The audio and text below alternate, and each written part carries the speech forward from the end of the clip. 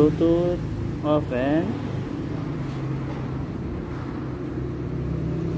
go to super bands. Then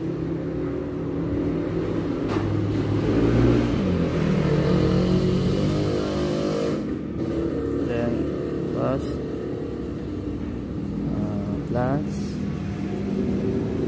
connect.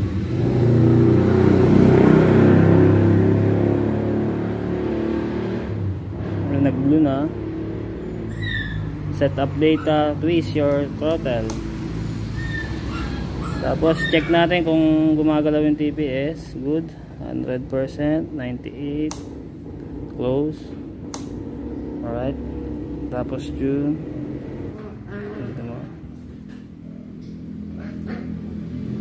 TPS setting, get minimum.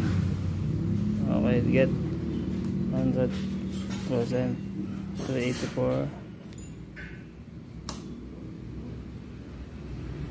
Alright, max rev, depende na sa inyo kung ilan yung ilalagay mo. Okay.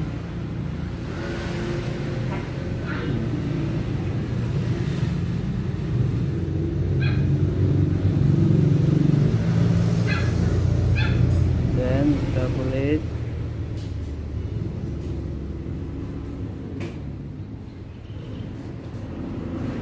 Send.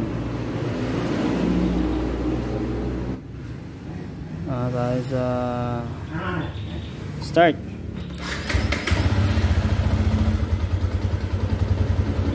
Okay. So, may start na tayo.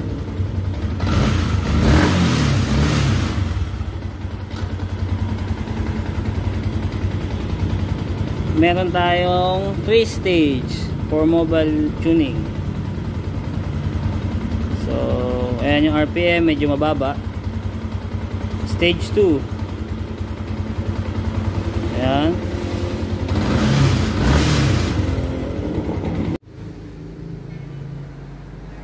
Ayan.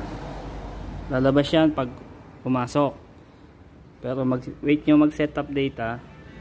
Then, ayan. Tingnan nyo kung ayun, gumagalaw na yung TPS.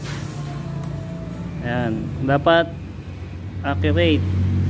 Pag half, steady lang siya yung TPS sa taas. Pag pinul mo, dapat puno. Pag kinlose, dapat close. Tapos pwede na tayong pumunta dito sa tune, then calibrate. Siyempre, get muna natin yung minimum TPS. Settings tayo sa TPS settings, get minimum.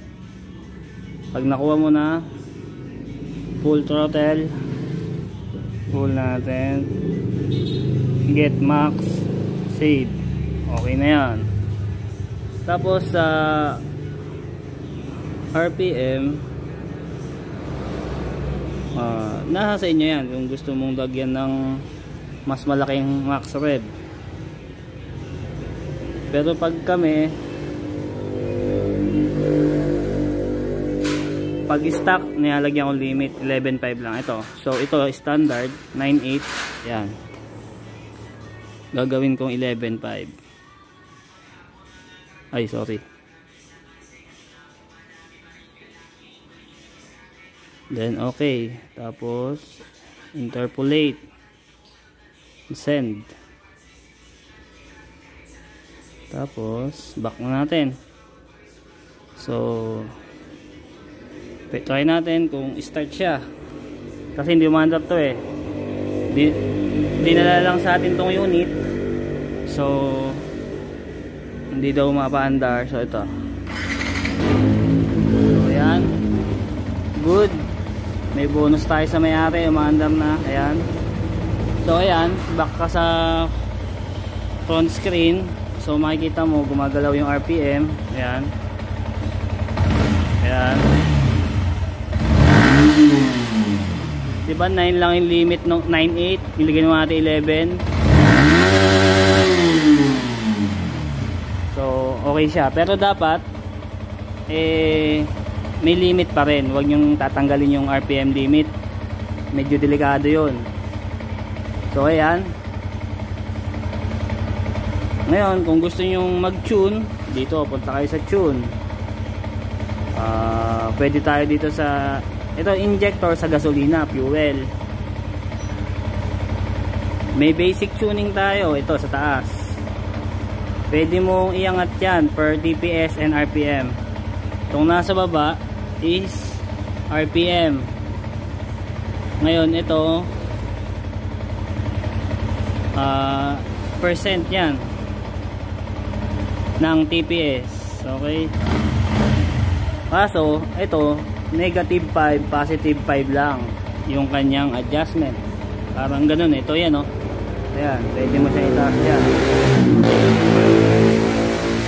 Halimbawa yung sa 1200 RPM, ayun, pwede ka mag positive 5, or kaya naman pagdating dito sa 2.5 pwede ka mag negative -5. Pero halimbawa nagulo ka na, hindi maganda yung tune, balik mo lang sa default, babalik siya sa dati, then send. Pero kung gusto mo ng medyo advanced tuning, makita mo yung mapping nya, dito ka hold, ayan, makikita mo na yung map table ng injection, di ba? Ayan, medyo ayan, maliwanag eh. Ayan, makikita mo na yan. Yung bilog, kung nasan yan, andun siya. So, lalagyan mo siya ng value. Depende sa lalabas ng AFR mo. Ganun din. Ito yung TPS, throttle position control, yung left side, ito, yung pababa. Ay, ito pala, sorry. Yung katabi, ito, yung 2, 10, 30. Medyo malaki lang nga ang interval. Medyo malaki.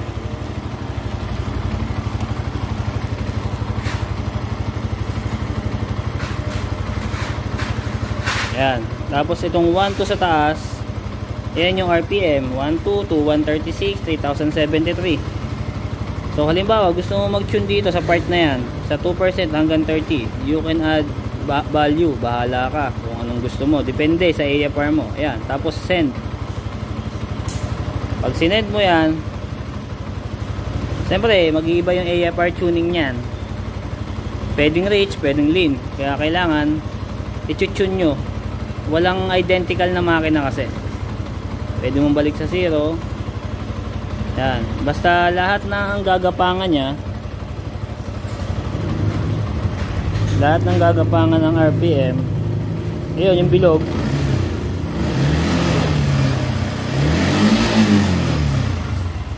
so yung part na ito, deceleration yan, ito mapapansin nyo yan.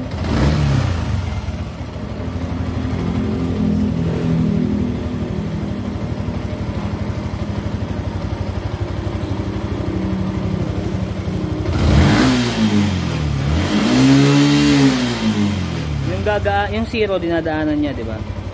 Na may highlight. Yun ang deceleration, yung pagsoli ng sinilyador. Ito. Ayan, ito yung deceleration.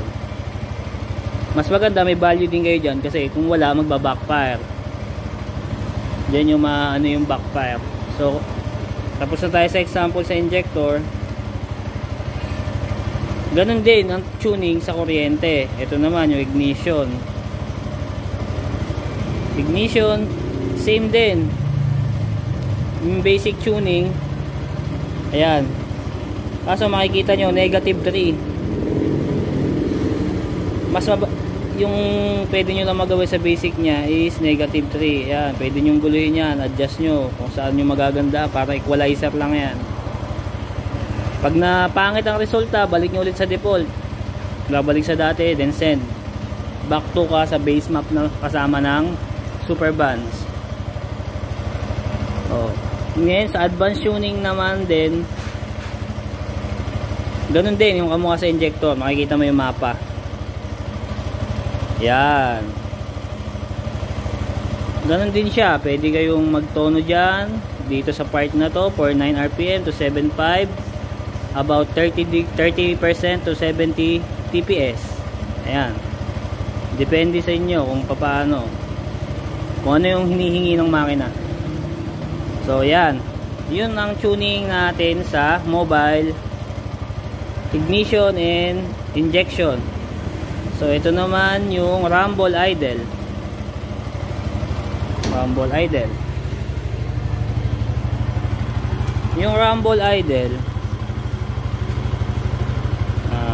ito. Ayan yung gusto ng iba, lalo kung naka-muffler. Ayan.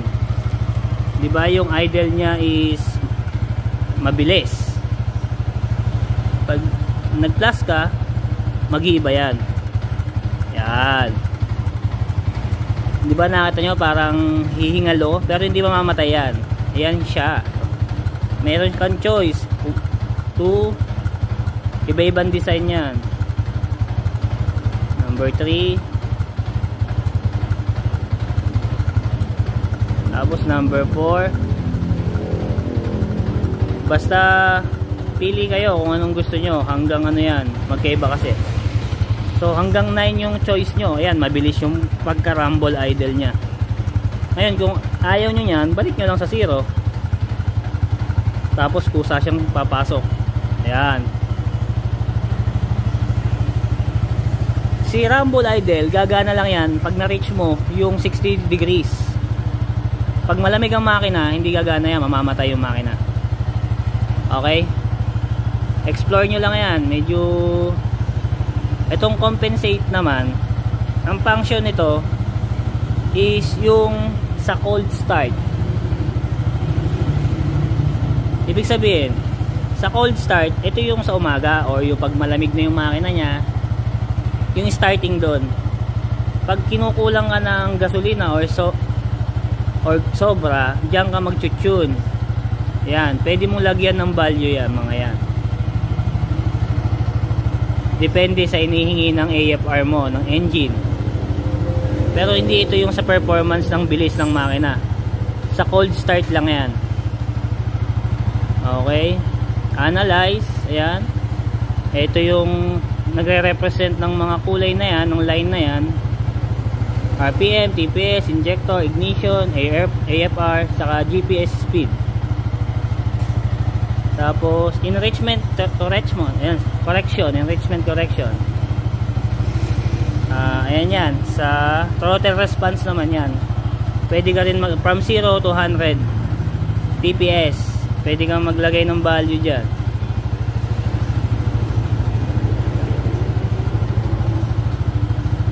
Fuel start, sa starting, ayan, pwede kang maglagay niya yan. Pero at least dito 1, 2, 3 ako eh. O kaya ayan, default niya 3.5 to 2.0. Dapat kasi makuha mo sa isang push start at dalawa lang. Pag kasi may problema sa start doon, sa tuning ka na mag-adjust. Tapos ito yung hinaantay ng iba lagi, launch control. Halimbawa, ayan, 45 RPM, ignition 156. Pwede mong hanapin, pwede mong 158, ay, sorry, 158. Okay. Speed, lagyan mo ng 10. Ayan. Then, launch control, send.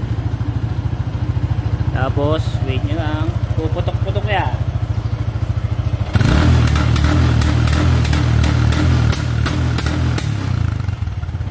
Diba? Kaso hindi lumalabas yung apoy o malakas na putok kasi nga stock pipe siya. Okay, magsesend ako ng video sa ilalim. Makikita nyo may apoy. Okay, tapos close nyo lang, send. Pwede nyong ibalik sa dati, 0. Balik mo sa dati yan. Pero kung yun ang gusto mong settings, kahit hindi na, para ila-launch control mo lang. Okay, send. Okay, salamat. Next video, try ko mag-share kung paano ako mag-tune. Totono ko pa rin to eh, kaya lang eh, ayusin ko muna yung mga trabaho ko. Okay, may good news na tayo sa may-ari, umaandar na. Pag hindi ka pa nakapag-subscribe sa channel ko, subscribe ka na and hit the notification bell.